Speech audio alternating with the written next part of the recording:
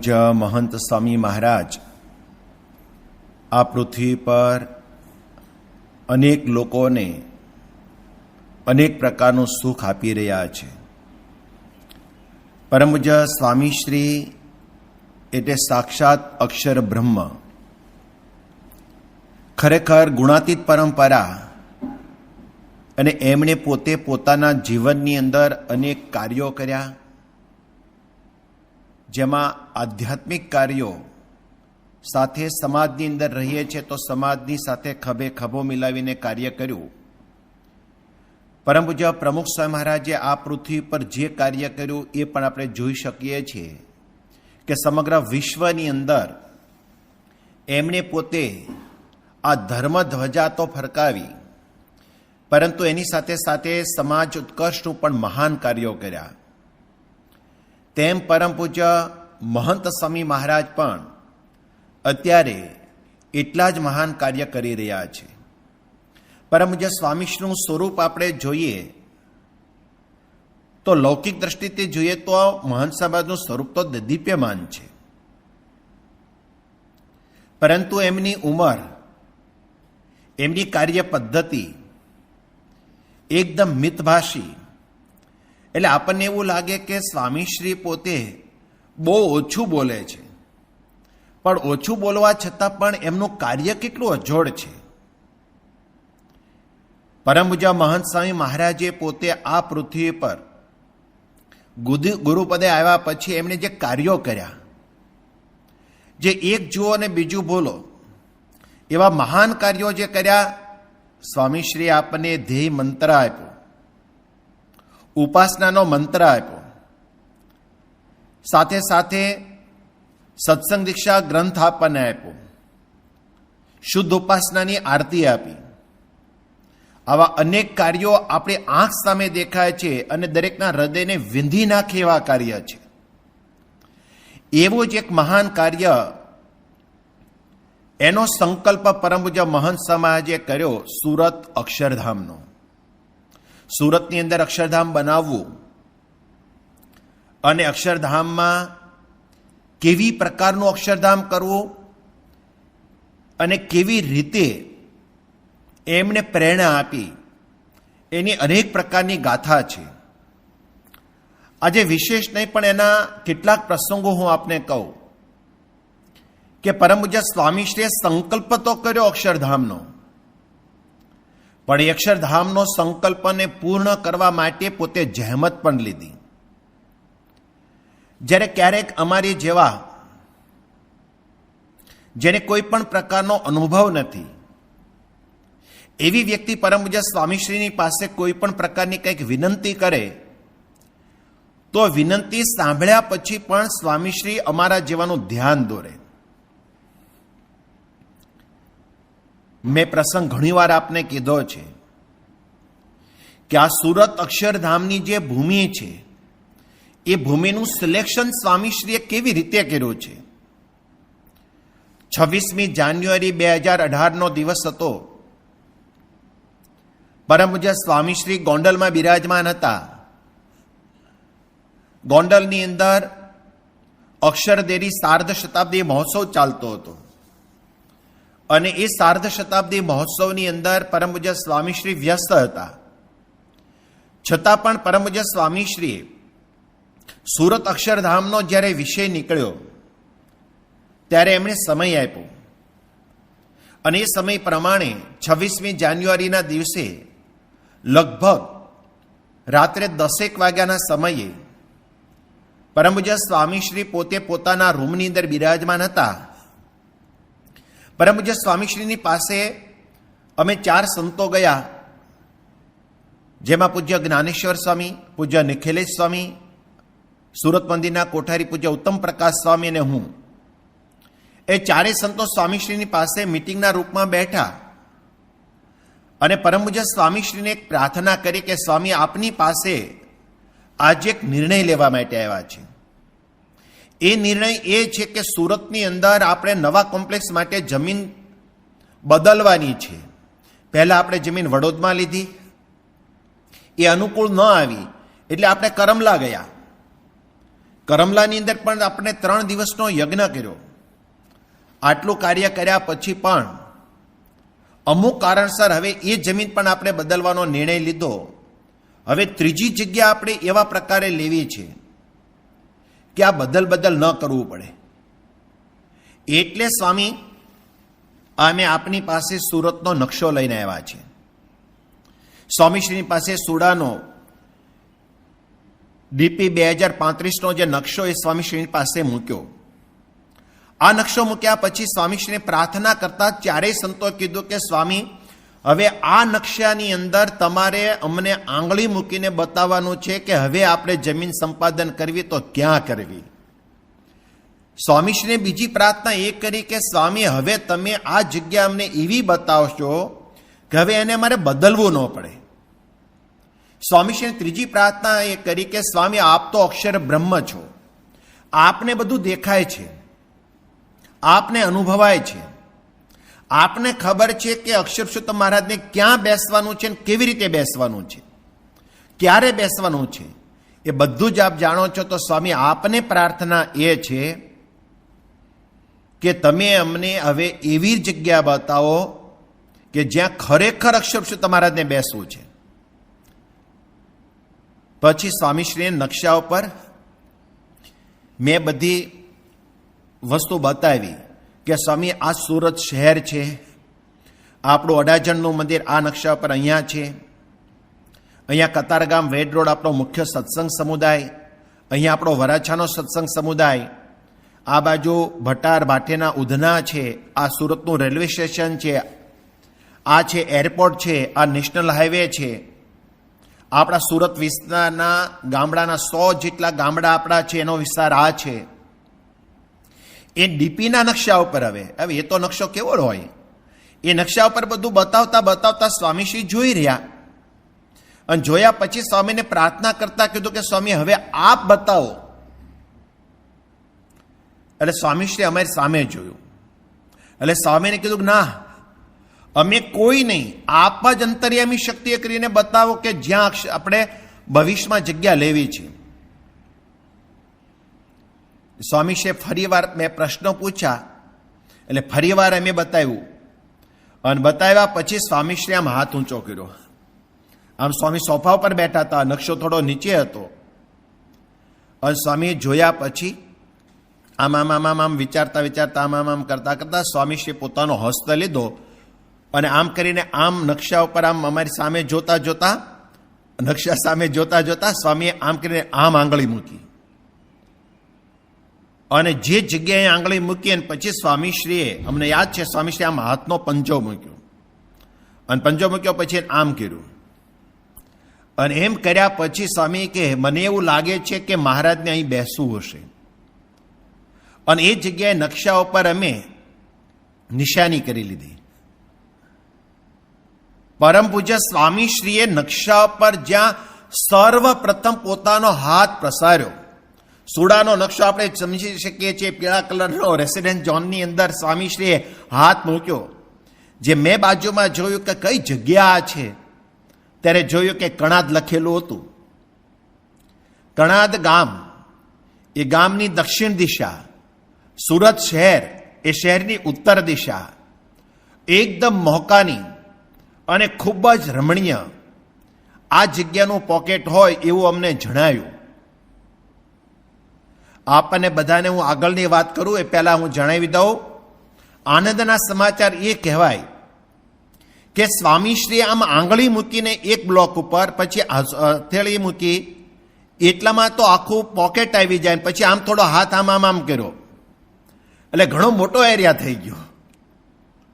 પણ સ્વામીશ્રીએ સૌ પ્રથમ 26મી જાન્યુઆરી 2018નો એ પવિત્ર દિવસ, અક્ષરદેરી સાર્ધ શતાબ્દી મહોત્સવ ચાલતો હતો, રાતના 10 વાગ્યાનો સમય હતો અને પોતાના નિજ નિવાસમાં સ્વામીશ્રી બિરાજમાન હતા અને પોતે અક્ષર બ્રહ્મની દ્રષ્ટિથી અક્ષર પુરુષોત્તમ મહારાજને બેસવા માટેનું જ્યાં અક્ષરધામ બનાવવું હતું એની જગ્યાનું જ્યાં સર્વપ્રથમ આંગળી મૂકી, એ જ જગ્યા આજની તારીખે એ અક્ષરધામનું નિર્માણ થઈ રહ્યું છે.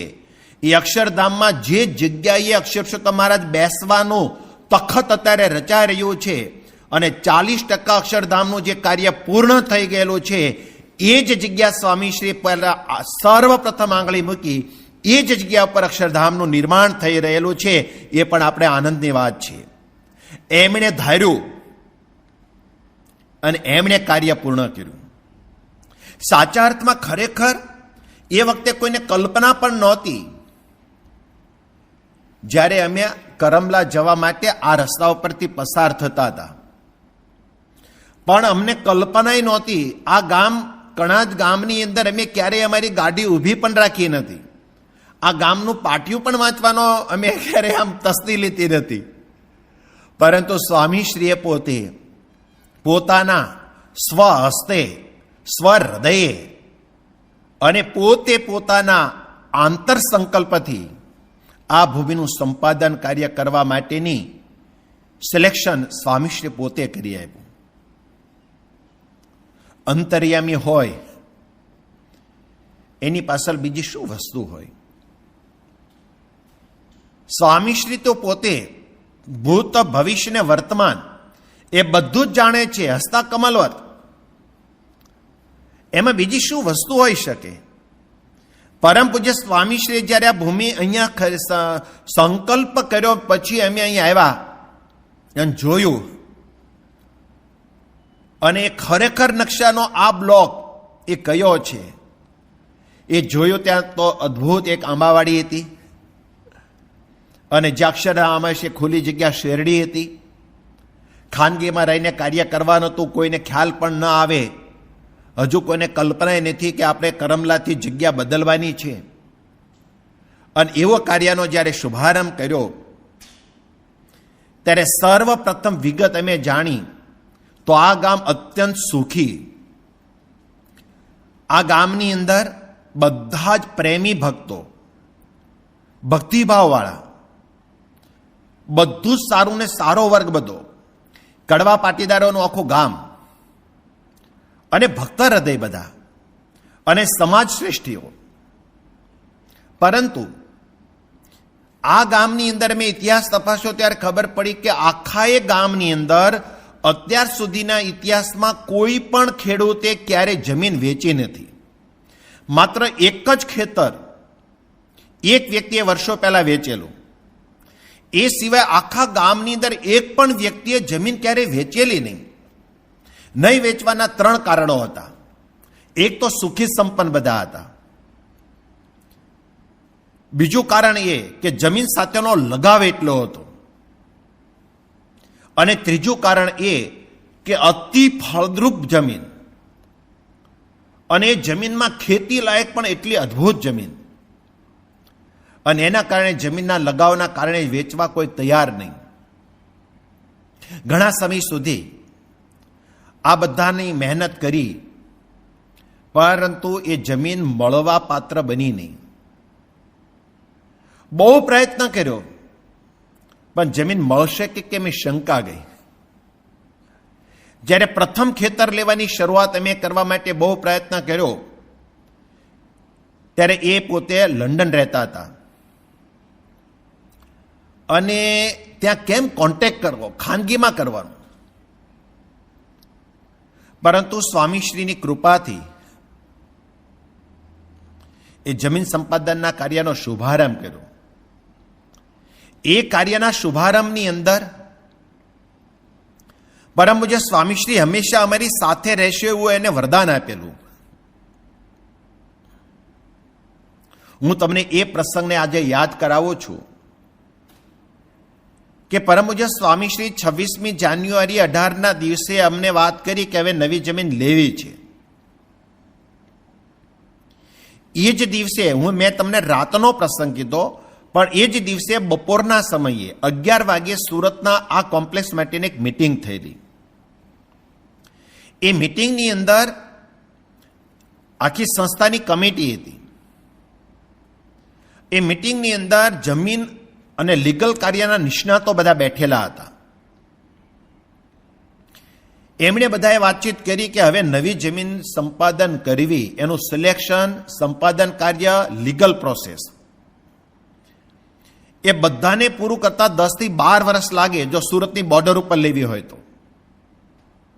એના સિવાય જમીન સંપાદન કાર્ય અને લીગલ કાર્ય પ્રોસેસ ન થાય ત્યારબાદ બાંધકામ કરીએ ત્યારે શિખરબદ્ધ મંદિરની વાત હતી. તો 5-7 વર્ષ એ લાગે એટલે 17 થી 18 વર્ષીય પ્રોજેક્ટ પૂરો થાય. સર્વાનુમતે નિર્ણય એવો લેવાયો કે બસ ધીરે ધીરે જમીન લેશું અને પ્રોજેક્ટ 17-18 વર્ષે પૂરો થશે.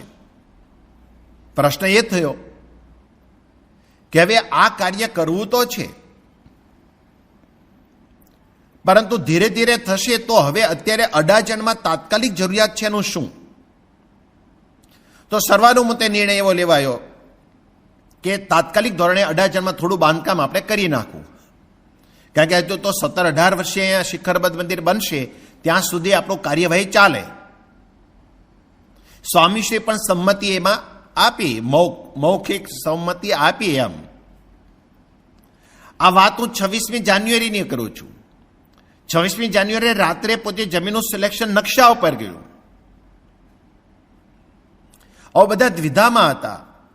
એક બાજુ નવું કોમ્પ્લેક્સ ડેવલપ કરવું છે અને બીજી બાજુ છે તો સ્વામીની હાજરીમાં નિર્ણય લેવા 17-18 વર્ષે એટલે આપણે અડાજણમાં બાંધકામ કરવું.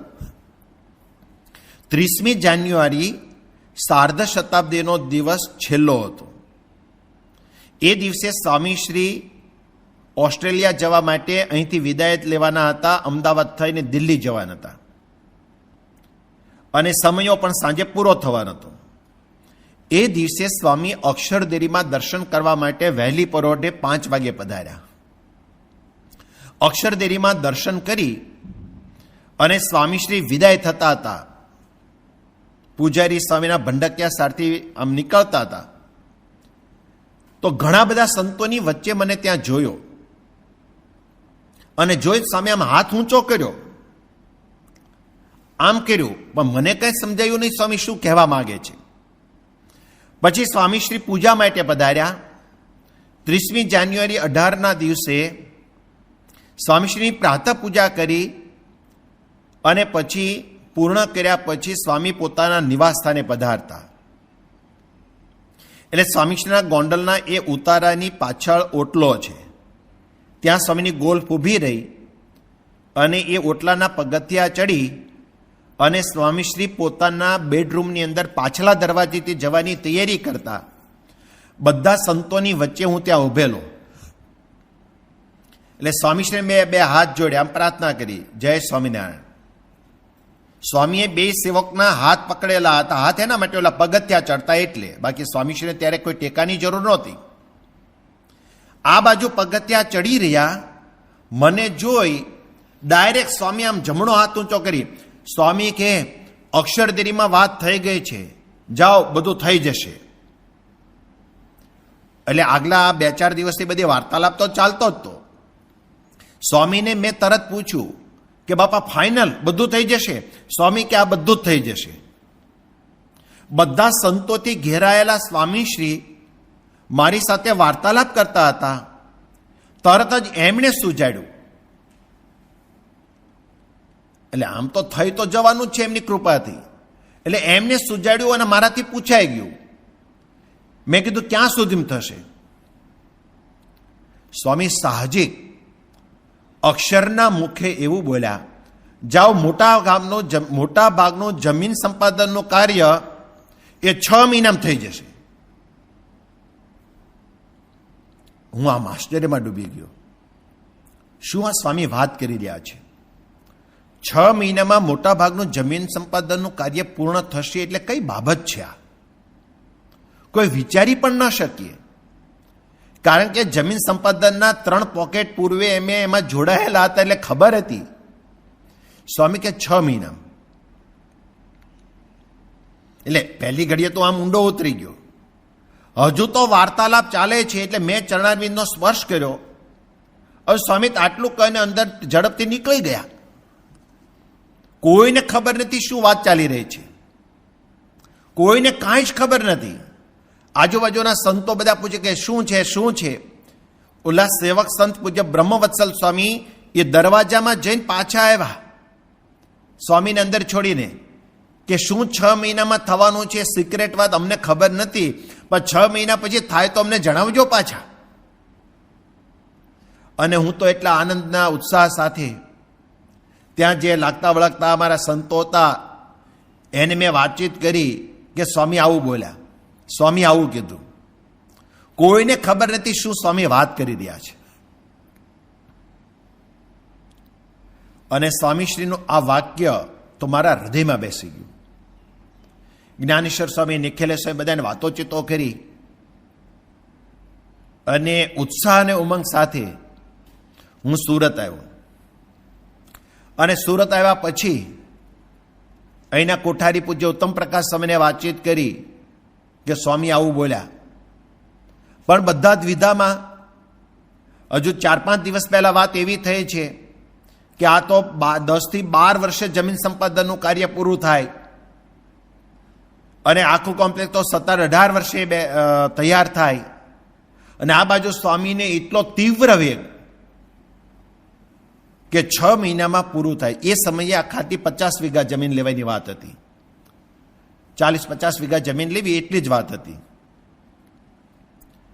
સ્વામીશ્રી તો આ બાજુ દિલ્હી પહોંચ્યા છે. આ બાજુ અમે બધા દ્વિધામાં. કોઠારી સ્વામી કે હવે આપણે કોર્પોરેશનમાં નકશા સબમિટ કરવાના છે અડાજણમાં બાંધકામ કરવા માટે.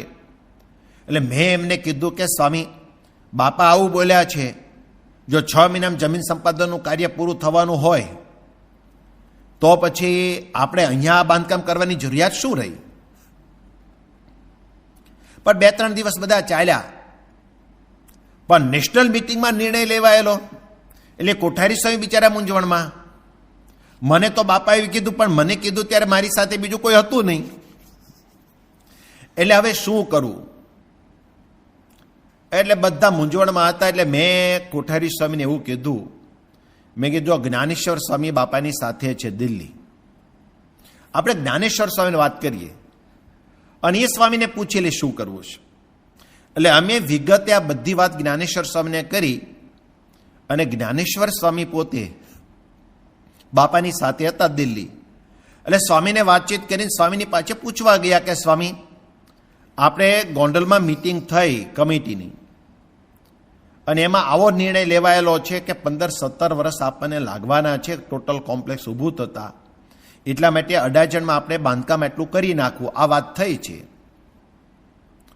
પણ આપણે ગોંડલથી નીકળતી વખતે સવારમાં તમે કંઈક મુનિવંદન સ્વામીને મળ્યા અને એને તમે આવી વાતચીત 6 મહિનાની કરી છે, તો આમાં કાંઈ સમજણ નથી પડતી શું કરવું. એટલે સ્વામીએ જ્ઞાનેશ્વર સ્વામીને એવું કીધું કે હા, કે મારે મુનિવંદન સ્વામી વાતચીત થઈ છે, તો બાપા શું કરવું હવે? સ્વામી કે આપણે રાહ જોઈએ જ છે ને, તો એ સુરતના સંતો ઉપર છોડો ને અને એને મહેનત કરવા દો. અને 6 મહિનામાં જો થઈ જવાનું હોય તો આપણે વાંધો નથી, જો થઈ જાય તો સારી બાબત છે, અને જો ન થાય તો પછી આપણે કરશું અડાજણનું બાંધકામ. આવો સ્પષ્ટ મત જણાવ્યો. એટલે જ્ઞાનેશ્વર સ્વામી કે મેં બાપાને એવું કીધું કે બાપા ખરેખર તમારી અંતરમાં ઈચ્છા શું છે? ત્યારે સ્વામી બોલ્યા કે મને એવી ઈચ્છા છે કે આપણે ઝડપથી સુરતનું કોમ્પ્લેક્સ પૂરું કરવું છે, એટલા માટે હવે આપણે એ બધાને મથવા દો અને આપણે આ રીતે કરીશું. જ્ઞાનેશ્વર સ્વામી અમને વિગત જણાવી દીધી. અડાજણનું બાંધકામ હમણાં આપણે નથી કરવું એવી વાત કરી અને સ્પીડથી જમીન સંપાદનનું કાર્ય શરૂ કરો. આ વાત પૂરી થયા. જ્ઞાનેશ્વર સ્વામીનો ફોન પણ અમારી ઉપર આવી ગયો. એ રાત્રે બાપાનો દિલ્હીથી મને ફોન આવ્યો અને ફોનની અંદર વાતચીત કરતા સ્વામી કે જો 6 મહિનામાં થઈ જવાની વાતચીત કરી છે જમીન સંપાદનનું કાર્ય, એ એમનામ નહીં થાય, એના માટે તમારે દોડવું પડશે, મહેનત કરવી પડશે. એટલે મેં કીધું કે બાપા અમે બરાબર પુરુષાર્થ કરશું, પણ અમારા પુરુષાર્થથી આ કામ નહીં થાય. સ્વામી કે થશે જ. મેં થવાનું તો છે, પણ એમાં આપનો પૂર્ણ પ્રવેશ જોશે. એટલે અમે જેની પાસે વાત લઈને જઈએ એ સ્વીકાર્ય ત્યારે થશે કે જ્યારે આપ એમાં પૂર્ણ પ્રવેશ કરશો ત્યારે. સ્વામી કે બધું થઈ જશે, પણ તમે તમારી ઓફિસની અંદર સામે દિવાલ ઉપર એક નોટિસ બોર્ડ હોય, એમાં તમે એક બોર્ડ લખી રાખજો. મેં કીધું બાપા શું? ત્યારે સ્વામી કે આપણે ઓલો સમયો આવતો હોય અને સમયમાં બધું નથી લખતા કે બાકી રહેલા દિવસો, એમ તમારે ત્યાં બોર્ડ મૂકવું કે બાકી રહેલા દિવસો. તો 6 મહિનાના દિવસ આજથી તમે લખી નાખો અને રોજ એક દિવસ પસાર થાય અને એક દિવસ એમાં ઓછો કરવાનો. રોજ ત્યાં તમારે બેસી અને પહેલું આનું બોર્ડ વાંચવાનું, જોવાનું અને રોજ વિચારવાનું કે 6 મહિનામાં આટલા દિવસ બાકી રહ્યા છે. એટલે બાપાએ તો સમયની કેમ આપણે ગણતરી કરતા હોય એમ જમીન સંપાદન માટે આવું બોર્ડ મુકાવ્યું. બાપાએ કીધું એટલે મેં તો બોર્ડ વ્યવસ્થિત ડેકોરેટિવ કરીને મૂકી દીધું. ઓફિસમાં કોઈક આવીને પૂછે કે આ શું છે, આ શું છે, કોઈને કહેવાનું થતું નહીં, ખાનગી વાત કરવાની, છતાં પણ એ બોર્ડ રાખી મૂક્યું. એ પ્રસાદીનું બોર્ડ હજુ મેં સાચવી રાખ્યું છે. અને મેં તો ધમાકેદાર મિટિંગો શરૂ કરી, પરંતુ બાપાને એટલો ઉત્સાહ ઉમંગ કે તમે બેસી નહીં રહેતા, દોડજો તો જ કામ થશે, બાકી એમ નામ નહીં થાય. ભગવાન સહકાર આપશે, ભગવાન ભણશે કાર્યમાં, પણ તમે પુરુષાર્થ કરશો તો. પુરુષાર્થથી જ ભગવાનને ગમે છે. મહારાજે પણ વાત કરી, ગુણાતીતાનંદ સ્વામી વાત કરી, પ્રમુખ સ્વામી મહારાજે કીધું કે પ્રાર્થના વત્તા પુરુષાર્થ ઝળહળતી સફળતા. ઝળહળતી સફળતા માટે કોઈ પણ કાર્યમાં, કોઈ પણ ક્ષેત્રમાં પ્રાર્થના અને પુરુષાર્થ બે જોઈએ. બાપાએ તો મને આજ્ઞા આપી દીધી. ગોંડલમાં બાપાએ મને માળા પણ આપેલી. મેં બાપાને કીધેલું કે મને માળા આપો. સ્વામી કે શું? મેં આ માળા ફેરવીને હું કામ લઈને જાઉં ને તો એમાં સફળતા મળે. એટલે મેં કીધું શેખજી જેવું નહીં, પરંતુ તમે આ માળામાં બળ એવું આપી દો કે મારી માળા ફેરવું ને ભગવાન સાથે આપની સાથે તાર સદાની પ્રાર્થના કરીને જાઉં કામ થાય. એટલે સ્વામીને કીધું કે હું માળા ફેરવીશ, પ્રાર્થના કરીશ, પુરુષાર્થ કરીશ, આપ દ્રષ્ટિ રાખજો. સ્વામી કે હા. આ કાર્ય કરીને મેં શુભારંભ કર્યો. પણ કોઈ પણ જગ્યાએ અમને સફળતા મળી નહીં. એટલે આ ઇંગ્લેન્ડવાળી જે જમીન હતી એના માટે થોડી સફળતા મળી, પણ પછી જગ્યા મળે નહીં. બહુ પ્રયત્ન કર્યો પણ જગ્યા મળે જ નહીં. એટલે લોકોનું કહેવાનું એવું થયું કે આ પોકેટ કરવું બહુ અઘરું પડશે. એટલે આ સમાજના એક મોવડી હતા, સમાજ શ્રેષ્ઠી, એનું નામ પણ ખૂબ સારું. એ વ્યક્તિને મેં બોલાવ્યા અને બોલાવીને વાતચીત કરી કે અમારે આ કાર્ય કરવું છે. બા તો મહિમા સમજાવ્યો. એમણે મને સ્પષ્ટ પહેલી મીટિંગમાં કીધું કે આ જગ્યાએ તમને એટલી જગ્યા મળવી મુશ્કેલ છે. કારણ એવું છે કે આ બધા સુખી સંપન્ન છે અને હું આ ગામનો જમાઈ છું. મને ખબર છે અઘરું છે. એના કરતાં તમે આ પોકેટને ભૂલી જાઓ, અન્ય જગ્યાએ તેમ ખસી જાઓ તો ઝડપથી થશે અને સસ્તું થશે. એટલે મેં કીધું એવું તો નહીં થાય. એટલે સ્વામીશ્રી સુરત પધારેલા અને સ્વામીશ્રીની પાસે એમને એમ લઈ ગયા અને એમને વાતચીત કરતા બાપાને વાત કરો. એટલે સ્વામીને એમણે વાત કરી અને સ્વામીને કીધું કે સ્વામી મારું સજેશન છે તેમ આવું કરો. સ્વામી કે ના. તો શું કરવું છે? સ્વામી કે અહીંયા જ આમ આંગળી કરી નકશા ઉપર કે અહીંયા જ લેવી છે. એટલે એ તો સૌ પ્રથમવાર બાપા પાસે આવેલા, એટલે એને જ બિચારાને શું ખબર હોય. અમે સ્વામીના દર્શન કરીને બહાર નીકળ્યા એટલે એક વ્યક્તિએ અમને એવું કીધું કે જો મુનિવંદન સ્વામી આ જગ્યા મળવી મુશ્કેલ છે, કોઈ સંજોગો મને જ મળવાની. એટલે મેં એને કીધું કે આ અમારા ગુરુ મહંત મહારાજ બહુ ધીર ગંભીર છે, મિતભાષી છે, બોલે છો છું, પણ જે બોલે ને એ જ થાય છે. મને કહે કે જો મુનિવંદન સ્વામી આ હું તમને ચેલેન્જ આપું છું કે આ ક્યારે થાય નહીં, અને જો આ થાય તો હું મહંત મહારાજને મિરેકલ સમજું, બાકી થાય નહીં. એટલે મેં એમને એવું કીધું, મેં કીધું તમારી સગી આંખે તમે જોશો આમ જ થશે. એટલે એ તો પછી વિદાય થયા. પુરુષાર્થ કર્યો, પણ ક્યાંય મેળ આવે નહીં. એટલે સ્વામીશ્રી એક વખત મુંબઈ હતા, એટલે હું ત્યાં મુંબઈ ગયો અને મુંબઈની અંદર સ્વામીશ્રીની પાસે બેઠા, બધો નકશા ખોલેલા હતા. મેં કીધું આ યુકે વાળી એક જમીન તો થઈ ગયા જેવું લાગે છે હવે, પણ બીજી જમીન બહુ મુશ્કેલ છે. એટલે આપને એક વિનંતી બધાના કહેવાથી હું કરું છું ફરી વાર, કે આ પોકેટ અહીં બદલી નાખીએ અને અન્ય જગ્યાએ જઈએ. સ્વામી કે ના, અહીંયા જ. મેં સ્વામી બહાર સહેલું થશે, સસ્તું થશે, ઝડપથી થશે. સ્વામી કે ના, અહીંયા જ. એટલે સહેજે સહેજે શિષ્ય ભાવે મેં બાપાને એવું પૂછ્યું કે સ્વામી આપ અહીંની જ અપેક્ષા રાખો છો? આગળ પણ વાતચીત થઈ 2-3 વાર, તો અહીંયા જ આપ કહો છો તેનું કારણ શું? કઈ આમ કઈ આપને મારે એક ઇંતેજારી છે, જાણવું છે. કેમ સ્વામી આમ કહો છો આપ? અહીંયા જ કેમ, અન્ય જગ્યાએ નહીં? અહીંની બાજુમાં 1/2 કિલોમીટરના અંતરમાં આ જ વિસ્તાર આવે છે ને, તો શા માટે અહીં નહીં અને અહીંયા? આપણે પૈસાની કટોકટી છે, ટાઈમની કટોકટી છે, છતાં અહીંયા જ કેમ?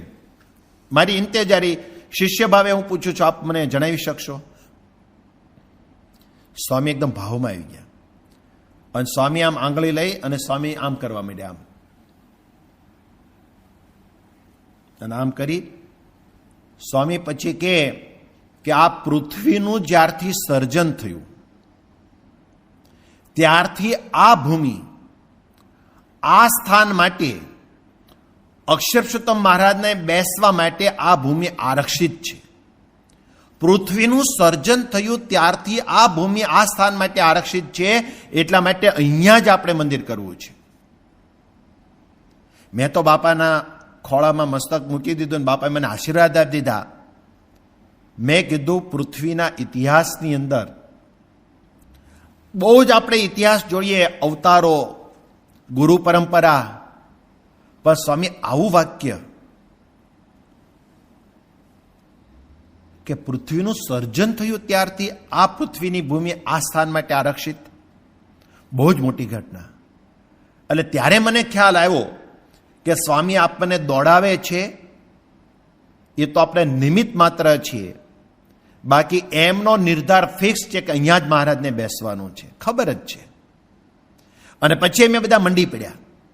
પ્રશ્ન ઘણા નાના મોટા એવા, પણ મંડી પડ્યા તો આ કાર્ય થઈ ગયું. એમનો પૂર્ણ પ્રવેશ. આ વાક્ય મેં કીધું એ વાત તો હું તમને કરું છું 2019ની વાત કરું છું. પણ સ્વામીશ્રી લાસ્ટ ટાઈમ જ્યારે 2022માં સુરત પધાર્યા અને 1 જૂનના દિવસે સ્વામીશ્રી અહીંથી વિદાય થયા અને 2 જૂનના દિવસે 2022ના અમદાવાદથી એક પત્ર લખ્યો. BFS સમગ્ર સત્સંગ સમુદાયને સંબોધીને આ લખાયેલો પત્ર છે. એ પત્રમાં સ્વામીશ્રીએ શરૂઆત એવી કરી, સ્વામી અહીંયા 98 દિવસ પોતાનું રોકાણ કરીને વિદાય થયેલા, વિચરણ કરીને વિદાય થયેલા.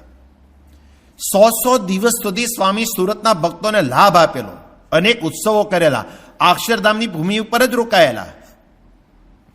સ્વામીશ્રી અમદાવાદ ગયા, અમદાવાદથી બીજા જ દિવસે સ્વામીનો કાગળ આવ્યો. પ્રતિ કરી BFS સમગ્ર સત્સંગ સમુદાય, આખા BFS સત્સંગ સમુદાયને સંબોધીને કાગળ લખ્યો. એમાં સ્વામી એવું લખ્યું, સુરતમાં ખૂબ મજા આવી. મજા આવવાનું કારણ બતાવતા સ્વામીશ્રી 3 વર્ષ પહેલાની જૂની વાત યાદ કરીને સ્વામી એવું લખે છે. સ્વામી કે સુરતમાં ખૂબ મજા આવી, ત્યાં અક્ષરધામ બની રહ્યું છે તે મહાન તીર્થ છે.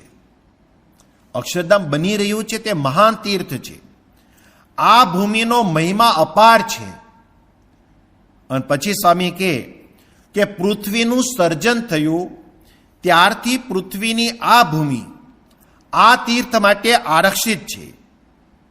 અહીંયા અક્ષરપુરુષોત્તમ મહારાજને બેસવાનો પોતાનો સંકલ્પ છે, તે આપણને નિમિત્ત બનાવી અને પૂર્ણ કરી રહ્યા છે. સાધુ કેશવ જીવનદાસ. અક્ષરના હસ્તાક્ષરની અંદર સ્વામીશ્રીએ પોતે સાચા અર્થની અંદર આ આખો પત્ર લખ્યો છે. જે પત્ર પોતાના હસ્તે લખ્યો છે એમાં પહેલું ટાઇટલ લખ્યું કે સુરતમાં ખૂબ મજા આવી. એના બધા કારણો સ્વામીએ અહીંયા આપણને બતાવ્યા છે.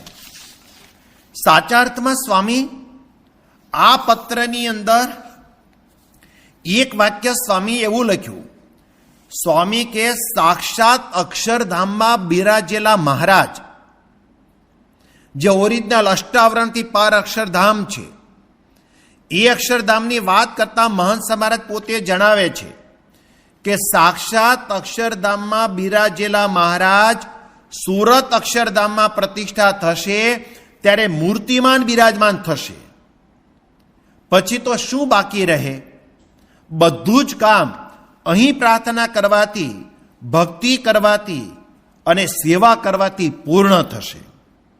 સાધુ કેશવ જીવનદાસના જય સ્વામિનારાયણ. આ કઈ પ્રકારની વાત છે? સ્વામી પોતે કહે છે કે અક્ષરધામમાં બિરાજેલો એ દિવ્ય તેજામય રૂપ શાસ્ત્રોમાં જે વર્ણન કરેલું છે એ જ ભગવાન સુરત અક્ષરધામની પ્રતિષ્ઠામાં મૂર્તિમાન બિરાજમાન થશે. પાછા પોતે જ પોતાના કાર્યમાં આશ્ચર્ય શું અનુભવે છે? પછી શું બાકી રહે? કાંઈ બાકી ન રહે. ખરેખર સ્વામીએ પોતે આવા પ્રકારની વાત અનેક વાર કરી છે, પણ પોતાના હસ્તાક્ષરની અંદર આ વાત સ્વામીએ આપણને કરી. સાચા અર્થમાં આ પ્રકારની વાત સ્વામી પોતે કરી રહ્યા છે. પરમ પૂજ્ય સ્વામીશ્રી આ અક્ષરધામનું જે સર્જન કરી રહ્યા છે એ સર્જન એ માનવ સર્જિત નથી, એ સ્વતઃ પોતાનો સંકલ્પ છે. અહીંયા તો લખ્યું કે અક્ષર પુરુષોત્તમ મહારાજને બેસવાનો પોતાનો સંકલ્પ છે. અક્ષર પુરુષોત્તમ મહારાજ એટલે પોતે અક્ષર અને પુરુષોત્તમ પરબ્રહ્મ સહજાનંદ સ્વામી, એનો પોતાનો સંકલ્પ છે અને એ સંકલ્પ અનુસાર અક્ષરધામ બની રહ્યું છે. અને એવું અક્ષરધામ બની રહ્યું છે અને એના માટે આ અક્ષરધામની સેવાનો મહિમા પણ એટલો જ અપાર સ્વામીએ કીધો. અતિ અપાર મહિમા સેવાનો કીધો.